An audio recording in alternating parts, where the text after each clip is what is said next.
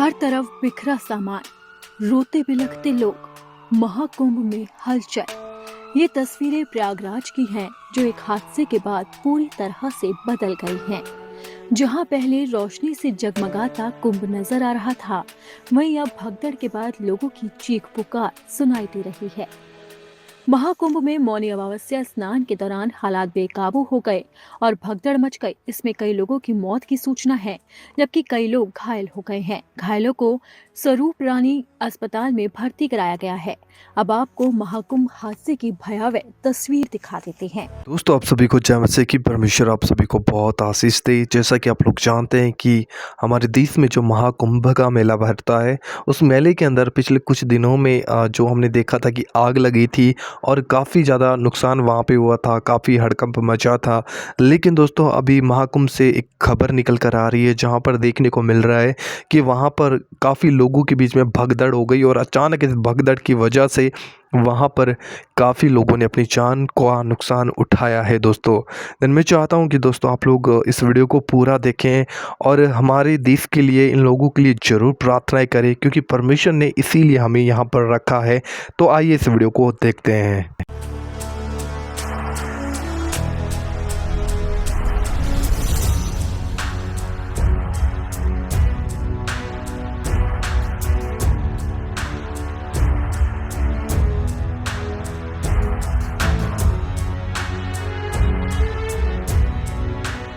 कितने लोग मिले अभी तक आपको, आपके साथ वाले?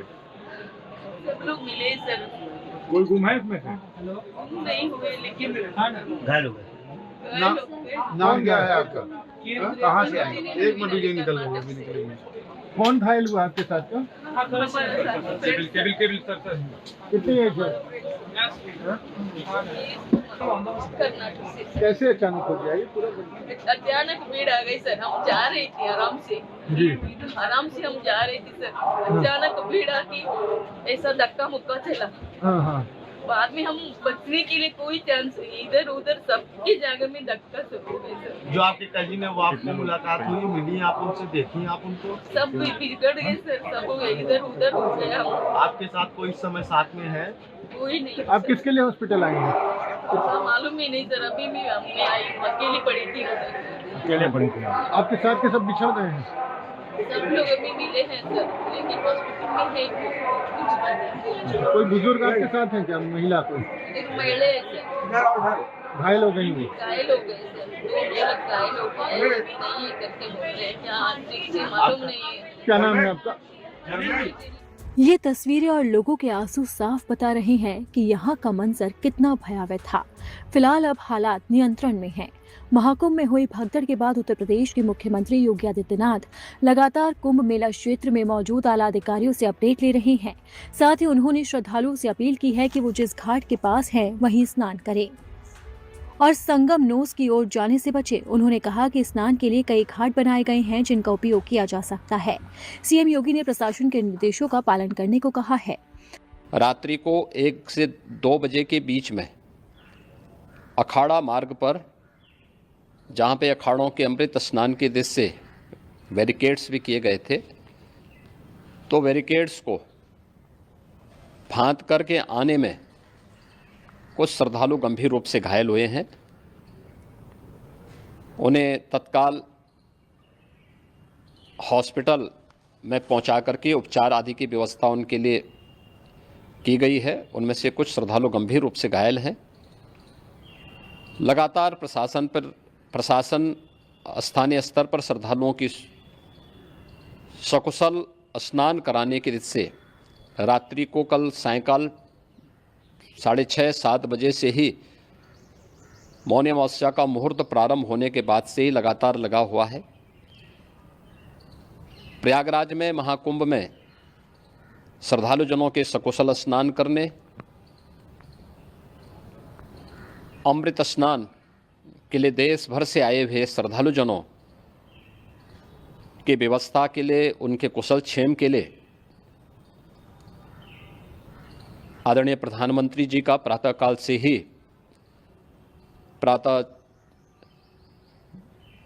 से ही उनके लगभग 4 बार प्रधानमंत्री जी ने हालचाल लिया है। दोस्तों अभी आप लोगों ने इस वीडियो के अंदर देखा कि किस तरीके वहाँ के जो हालात हैं नाजुक हैं और वहाँ पर भगदड़ की वजह से कितने लोगों ने अपनी जान को गंवा दिया है। हालांकि आप लोग जानते हैं कि वहाँ पर करोड़ों की संख्या में लोग आते हैं अपनी श्रद्धा लेकर, अपना विश्वास लेकर, लेकिन मैं चाहता हूँ कि आप लोग इन लोगों के लिए प्रार्थनाएं ज़रूर करें, क्योंकि बाइबल कहते हैं कि तुम सत्य को जानोगे, सत्य तुम्हें स्वतंत्र करेगा। लोग आज भी सत्य को नहीं जान पा रहे हैं। वे अपनी आस्था और को लेकर जाते हैं और कहीं ना कहीं बहुत कुछ अपना खो देते हैं। लेकिन मैं यहाँ पर किसी के धर्म को, किसी के विश्वास को ठेस नहीं पहुँचा रहा हूँ, लेकिन मैं चाहता हूँ कि आप लोग इन लोगों के लिए प्रार्थनाएं करें, क्योंकि ये सत्य को जाने और सत्य इनको स्वतंत्र करे। सत्य केवल प्रभु यीशु मसीह है, जो कि बाइबल हमें क्लियर करती है और हमने प्रभु यीशु मसीह की सच्चाई को अपने जीवन में देखा भी है। और परमेश्वर ने हमें संसार में इसीलिए रखा है ताकि हम इन लोगों के लिए प्रार्थनाएं करें और ये परमेश्वर को जानने पाए। देन दोस्तों आगे परमेश्वर का एक सामर्थी वचन मैं शेयर करना चाहता हूँ, जिसमें आप लोग देखेंगे कि जिन लोगों ने परमेश्वर को भुला दिया, आज खुदावंद उनको बुला रहा है, परमेश्वर उनको बुला रहा है। इस वीडियो को ज़रूर आप लोग शेयर कीजिएगा दोस्तों, और हमारे चैनल को सब्सक्राइब जरूर कीजिएगा ताकि आप भी परमेश्वर के महान प्रेम को इस चैनल के द्वारा पा सकें। तो आइए इस वचन को हम लोग सुनते हैं दोस्तों। ट्रेन में यात्रा कर रहे थे, उनका एक हाथ जेब में था और वो कुछ इस तरह से कर रहे थे। मैं बहुत देर तक उन्हें देखता रहा। थोड़ी देर बाद मैं उनके पास गया। मैंने कहा, कोई समस्या है, कोई दिक्कत है, आपका हाथ फंस गया हो तो बताइए, मैं कुछ सहायता करूं। बोले नहीं नहीं नहीं नहीं, मैं तो ये ऐसा करके उन्होंने एक मशीन अपनी जेब से बाहर निकाली। मैं उस मशीन से अनभिज्ञ था। ये कैसी मशीन है? बोले आपको पता है, पुराने समय में माला जपी जाती थी तो 70,000 बार, 1,00,000 बार, 31,000 बार। तो अब मनुष्य बहुत कमजोर हो गया है, समय नहीं है, भूल जाते हैं कितनी बार गिना। तो पिछली बार मैं एक समागम में गया था, वहां ये मशीन बट रही थी। इसमें आपको माला गिननी नहीं है, बटन दबाना है,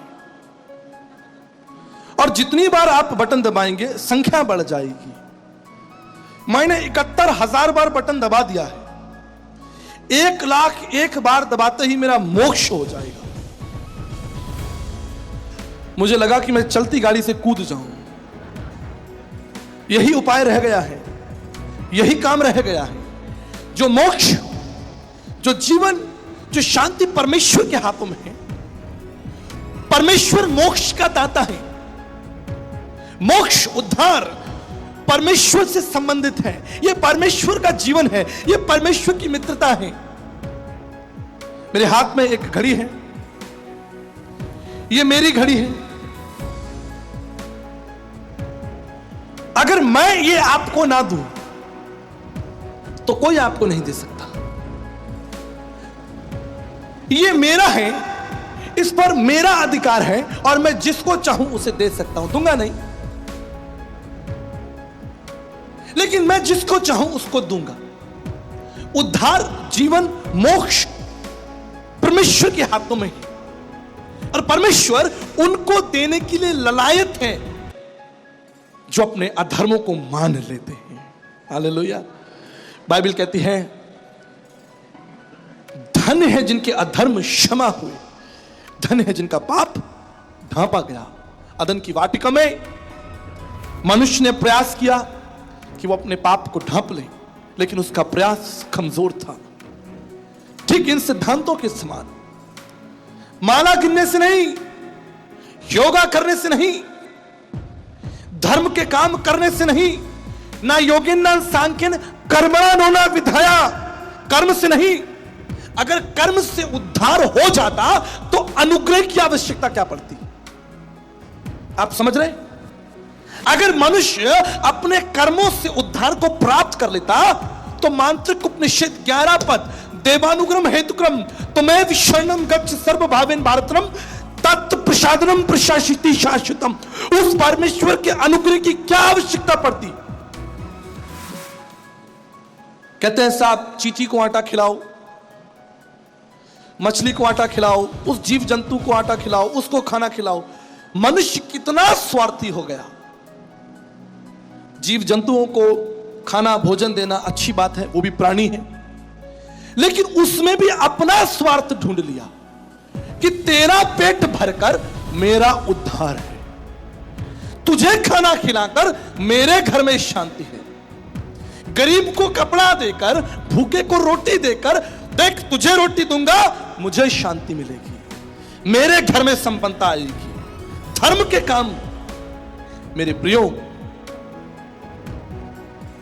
इसलिए प्रार्थना की गई थी, अस्तोमा सद्गमया तमसोमा ज्योतिर्गमय मृत्युमा अमृतगमय, असत्य से निकालकर सत्य की ओर। और यीशु ने कहा मैं सत्य हूं। तमसोमा ज्योतिर्गमय, अंधकार से निकालकर ज्योति की ओर। यीशु ने कहा मैं जगत की ज्योति हूं।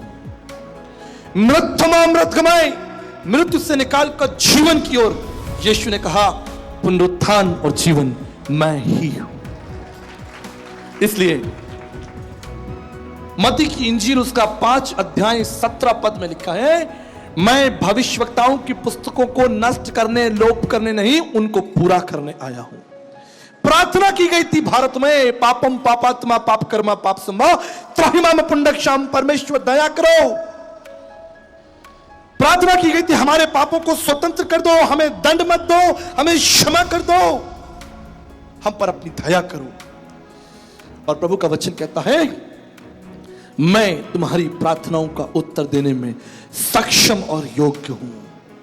वो हमारी प्रार्थनाओं को गिरने नहीं देता, वो हमारी प्रार्थनाओं का स्वयं उत्तर बन जाता है, समाधान बन जाता है।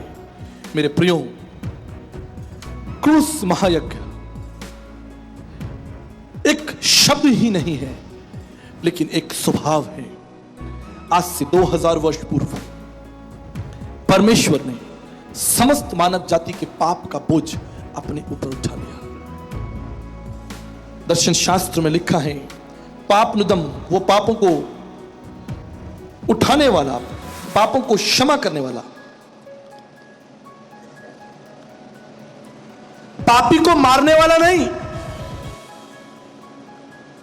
समाज का सिद्धांत है, कुछ लोगों का मानना है पापी को मार दीजिए। कौन मारेगा पापी को? किसने पाप नहीं किया? बाइबल कहती है जब यीशु मसीह उस स्त्री के पास में आया जो यूहन्ना 8 के अनुसार व्यभिचार में पकड़ी गई थी, वचन में लिखा है सारे शास्त्री, फरीसी, ज्ञानी, ऋषि, तत्व ऋषि सब वहां भीड़ लगाकर खड़े थे और उस स्त्री पर पत्थर मारना चाहते थे, उसकी हत्या करना चाहते थे। क्यों? इसने पाप किया है। यीशु ने कहा तुम में से जिसने पाप ना किया हो वो पत्थर मारे। और लिखा है वो भूमि पर झुककर उंगली से कुछ लिखने लगा। क्या लिख रहा था? भूमि पर झुककर कुछ लिखने लगा। क्या लिख रहा था? यिर्मयाह की पुस्तक उसका 17 अध्याय 13 पद। यिर्मयाह की पुस्तक उसका 17 अध्याय। क्या लिखा प्रभु यीशु मसीह ने? हम देखेंगे। यिर्मयाह की पुस्तक उसका 17 अध्याय 13 पद से पढ़ेंगे। 17 अध्याय का 13 पद पढ़ेंगे। हे यहोवा, इज़राइल के आधार जितने तुझे छोड़ देते हैं वे सब लज्जित होंगे, जो तुझसे भटक जाते हैं उनके नाम भूमि पर लिखे जाएंगे। इस वचन को यिर्मयाह 17 अध्याय 13 पद को प्रभु यीशु मसीह जमीन पर लिख रहा था। जितनों ने तुझे छोड़ दिया है उनके नाम भूमि पर लिखे जाएंगे। यीशु क्या लिख रहा था? यीशु नाम लिख रहा था। किसने पाप नहीं किया? दाऊद ने? सुलेमान ने? किसने पाप नहीं किया? जिसने पाप नहीं किया वो पत्थर मारे। वचन में लिखा है सब भाग गए।